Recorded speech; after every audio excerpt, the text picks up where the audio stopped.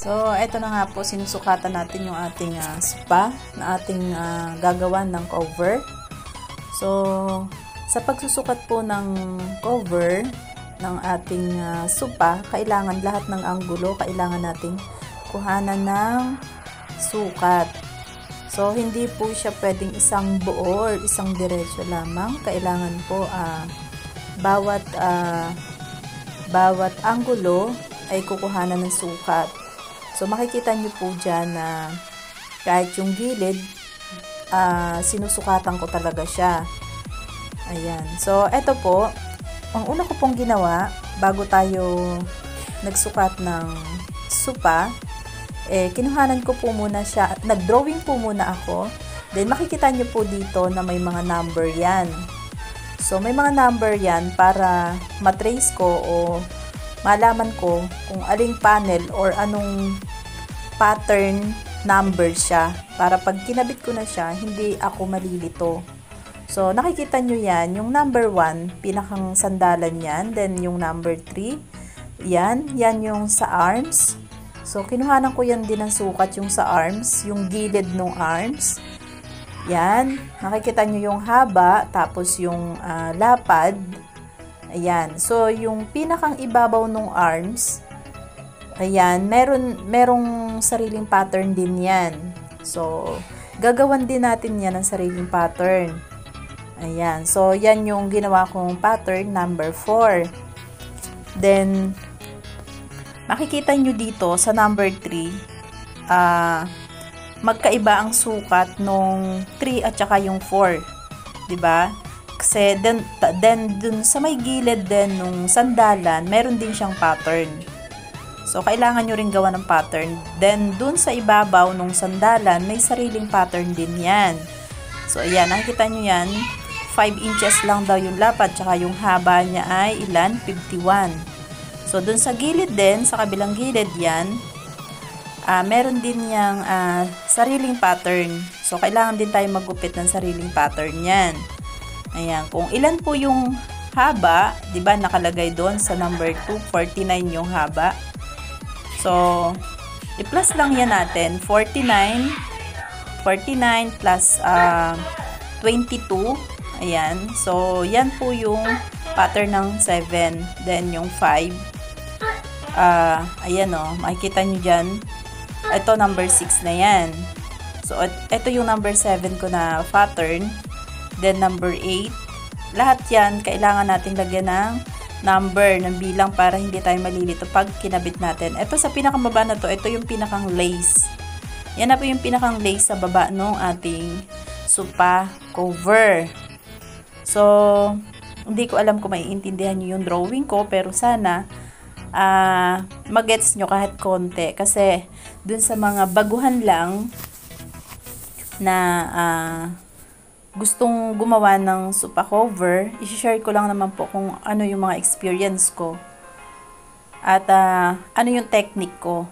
So, syempre, kapag tayo ay gumagawa ng spa cover, kailangan may sarili tayong technique para makuha natin yung sukat, lapad, at yung tamang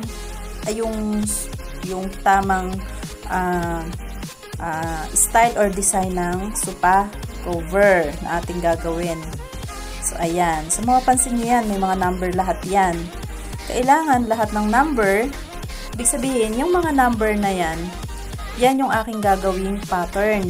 So, yung, eto, front pa lang to. Ito yung front natin. Ayan. So, ito yung front natin.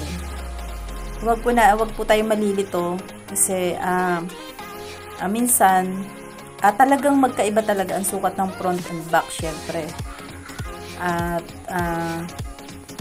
yung lace na yan, ayan, nakikita nyo yung lace na yan. Depende na yun sa inyo kung ilang pleats. So, ito naman yung pinakang back natin.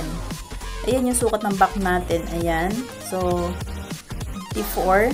Then, yung pababa daw ay 30. So, 54 inches yan. Then, 30 inches. So, lahat po ng sukat na yan ay inches po ang gamit ko. Inches po lahat yan. Wala po yung centimeter. So, inches lahat yan, 30 inches. So, 10 at saka 9. So, ito daw yung pattern, 10 at saka yung 9.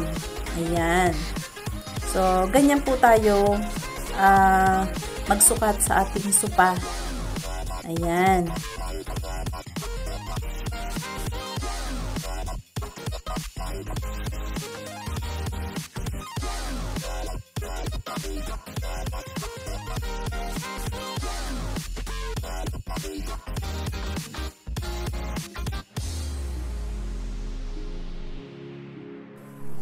So, ito na nga po, mag-i-start na tayo sa pagkakating ng ating tela. Yung ating dinrowing or ginawa natin ng pattern kanina, so ikakat na natin sa tela, diretso na tayo sa tela. Kasi pag ako gumagawa ng supa cover, hindi na po ako dumadaan sa Manila paper, dumidiretso na po ako sa tela para less sa time. Ayun. So, bago po ako mag-cut, papantayin ko muna yung pinakang dulo ng ating tela. Lalagyan ko yan ng pin para hindi siya gumalaw. Pag dinupit ko siya, hindi siya gagalaw. So, ayan, nilagyan na natin siya ng pin para hindi naman siya gumalaw. Then, tinignan natin kung alin ba doon yung ating uunahin. So, syempre, pag galing naman sa record book natin or doon galing sa ating ginawang pattern, so syempre, tingnan natin yung sukat, kung ano ba yung sukat ng ating gugupitin, haba at ng lapad. Ayan. So, umpisa na natin ang ating pagkakat. At lagi nating tandaan at laging titingnan natin yung pinakang number ng pattern para hindi tayo paulit-ulit sa paggawa ng sa paggupit ng tela natin at hindi rin masayang yung tela natin. Yun ang kahalagahan ng number sa pattern para hindi tayo paulit-ulit or hindi tayo malito kung alin na ba yung ating ginawa ng pacing. So, importante talagang lagyan natin ng number.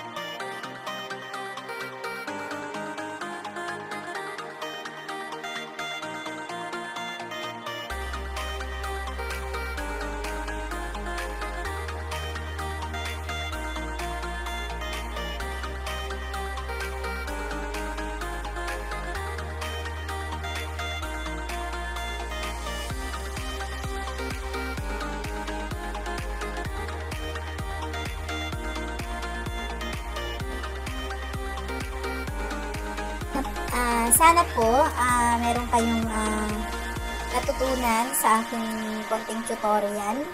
Sana po naintindihan nyo po yung aking mga drawing. Pagpasensyahan nyo na ang aking drawing dahil hindi po talaga ako magaling mag-drawing. So, yung aking drawing, ako lang nakakaintindi nun, pero sana ngayon naintindihan nyo. Sana pati kayo naintindihan nyo yung drawing ko kanina. Kasi, ang mga mananahi po kasi may kanya-kanyang diskarte sa buhay kung paano niya iintindihin yung kanyang ginagawang drawing para sa kanyang mga tatahiin. So, sana po ako ay nakatulong sa inyo sa mga baguhan po. At lagi pong tandaan na ang lahat po ng mananahi ay hindi pare-parehas ang diskarte or hindi pare-parehas ang technique sa kanilang paggagawa. So, may kanya-kanya pong technique ang bawat mananahi. Ang aking sinishare po ay mula lamang sa aking mga experience. At ako po ay lubos na nagpapasalamat sa lahat ng sumusuporta sa aking YouTube channel. So, eto na yung ating nabuong pattern. So, lahat ng ating pattern na ginawa kanina, atin lang nabuo. Napansin niyo po yung aking mga ginupit, nilagyan ko rin siya ng number. So, ayan. So, makikita niyo yan. Ayan, back yan. Okay, thank you for watching. Bye!